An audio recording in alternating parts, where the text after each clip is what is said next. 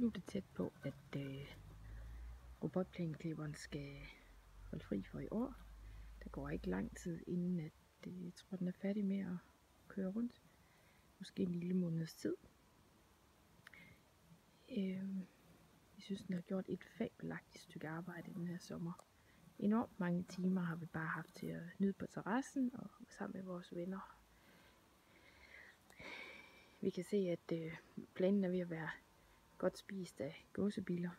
Det sorterer jo ikke under græsslåmaskinen, fordi at plænen har bare været super flot hele sommeren. Så vi glæder os til, at den skal arbejde igen fra næste forår, og glæder os over endnu en sommer, hvor der er rigtig meget tid til at hygge med familie og venner. Alle mulige store anbefalinger herfra i forhold til at skaffe sig en robotplæneklipper. Det er absolut det bedste, vi nogensinde har gjort.